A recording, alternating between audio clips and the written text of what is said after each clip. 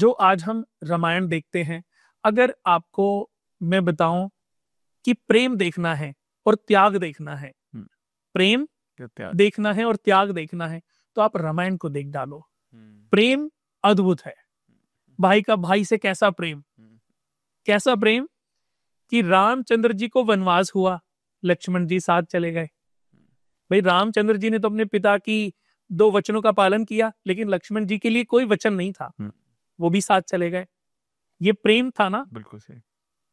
पिता का पुत्र का पिता के प्रति प्रेम, कि वचन पिता ने कहा तो राज तिलक होना है, एक दिन के बाद राज तिलक होना है, हम्म, और कहा ये वचन पूर्ण करने के लिए वो खुशी खुशी हम्म, वन को चले गए। और लक्ष्मण जी के लिए कोई वजह नहीं थी, लेकिन अपने भाई से प्रेम इतना था, वो साथ चले गए। जब भरत जी वापस आए, तो उन्होंने अपनी माता से तो जो भी लड़ाई झगड़े किए वो किए, लेकिन उन्होंने कहा कि मैं तो रह ही नहीं सकता उनके बिना, जहां मेरा भाई नहीं है मैं रह ही नहीं सकता। तो पूरी कोशिश की उन्होंने, गए माफी मांगी, बहुत मिन्नतें की। तो उन्होंने कहा कि ये पिता का वचन था और मैं अपने कुल का, हमारे पीढ़ी में तो सबसे पहले इक्ष्वाकु वंश ही हुआ है। इक्ष्वाकु वंश जो ब्रह्मा जी के 10 मानस पुत्र में से एक इक्ष्वाकु वंश। हम्म, इक्ष्वाकु यानी कि इच्छा से उत्पन्न, कश्यप ऋषि, कश्यप से मनु, जो सूर्य भगवान का जन्म हुआ, सूर्य भगवान से मनु जिनके पास मनु स्मृतियां थी, उनका जन्म हुआ। तो मनु और शत्रुपा यानी कि मनु और उनकी पत्नी इस धरती पर आने वाला पहला जोड़ा था, पहले मनुष्य थे। हम्म, तो इन्होंने ही इस सृष्टि को, आज कोई भी अगर पूजा पाठ करते हैं तो हम कई बार कश्यप, अगर गोत्र पता नहीं है तो कश्यप, क्योंकि कश्यप हाँ ऋषि की ही हम संतान हैं। हाँ हाँ, ये तो याद है। तो ऐसे ही सृष्टि की रचना आगे बढ़ती चली गई। बीच में जैसे कोई बच्चा हुआ, कुछ लोगों ने अपने पिता का नाम लगाना शुरू कर दिया। तो इस तरीके से ये जो गोत्र है ये चेंज होते चले गए। देखा जाए तो हम इन ऋषियों की ही संतानें हैं, कोई ना कोई ऋषि से हम, हमारा कनेक्शन जरूर है। गोत्र की बड़ी महत्वता है। आप मेरे अगर फेसबुक पे नहीं हो तो कुणाल वास्तु केंद्र के नाम से हमारा फेसबुक है, हम्म, और आपको मैं शेयर करूंगा, आप पढ़ोगे दिल खुश हो जाएगा। मैंने गोत्र के बारे में जो हम लगाते हैं कभी भी पूजा पाठ करने हम्म, के लिए, हम्म, तो बहुत डिटेल्ड वर्णन किया है, ओके। मतलब क्योंकि लंबा है तो इसलिए। हम्म, तो ऐसे ही समय समय पर देखो क्या होता है कि हर एक के पीछे कोई ना कोई वजह छिपी होती है, वजह हमें पता नहीं होती।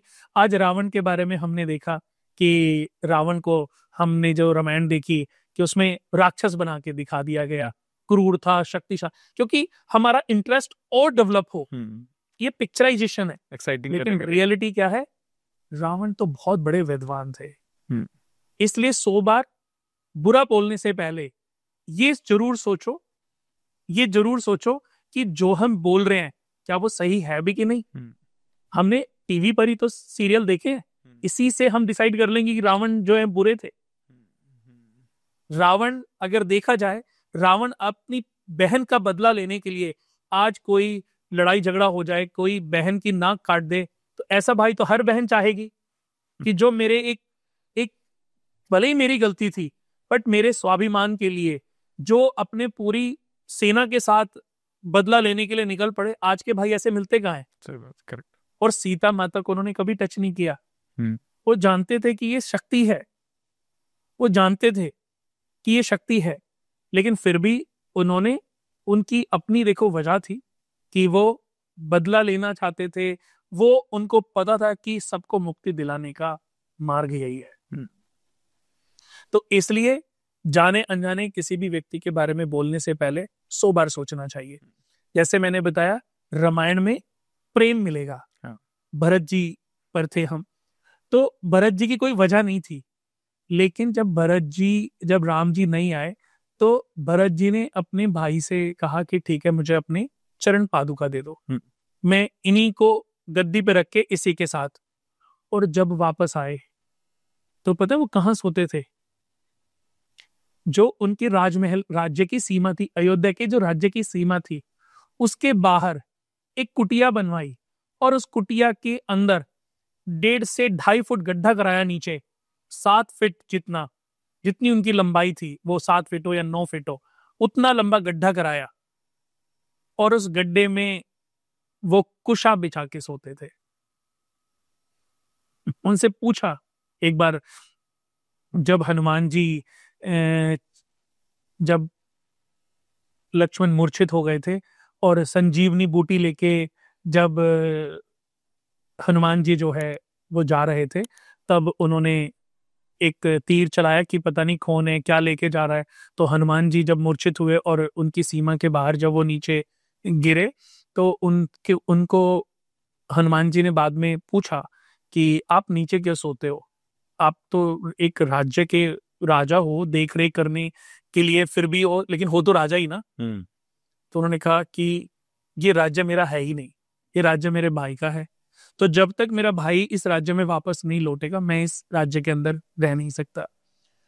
और सोने की बात बोली कि फिर आप पलंग पे, आप बेड पे, आप अच्छी तरह क्यों नहीं सोते। उन्होंने कहा मेरा भाई जो है आज वो जमीन पे सोता होगा, और मेरा इतना सामर्थ्य नहीं है कि मैं उनके बराबर में, यानी कि जमीन पे भी सो पाऊं, तो मैं उनसे नीचे रहता हूं, इसलिए मैंने गड्ढा कराया है, ताकि जब मेरा भाई बेड पे सोएगा तब मैं जमीन पे सोने लायक होऊंगा। तो अभी तो क्योंकि मेरा भाई तो जंगलों में जमीन पे ही सोते हैं ना, मैंने उनको देखा था सोते हुए, तो मेरा अभी इतना सामर्थ्य नहीं है कि मैं जमीन पे उनके बराबरी कर पाऊं। तो देखो कितना त्याग, कितना प्रेम, मतलब अटूट। अगर प्यार समझना है ना, तो रामायण को देखो, रामायण से आपको अद्भुत प्यार मिलेगा। मैं कई बार पूछता हूं कि रामायण का सार क्या है। आपने रामायण देखी है? पता है लोग क्या करते हैं, रामायण को देखते हैं, रामायण को सुनते हैं, समझते हैं सब, लेकिन फॉलो नहीं करते। सबसे बड़ी प्रॉब्लम कहां पर है, उसको फॉलो नहीं करते।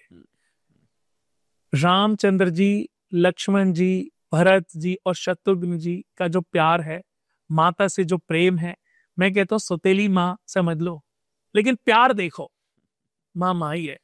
राम जी ने बड़ा डांटा था भरत को, जब भरत ने अपनी माता जी के साथ लड़ाई झगड़ा किया, बहस की, तो बहुत डांटा था कि मुझे भाई कहने से पहले माँ को बिना, मतलब कलपते हुए, बिना स्ट्रेस, बिना अपने आप को क्रोध लाए हुए उनसे प्यार करना पहले सीखो है। कह रहे इन सब चीजों में जाओगे तो फिर मुझे भाई मत कहो।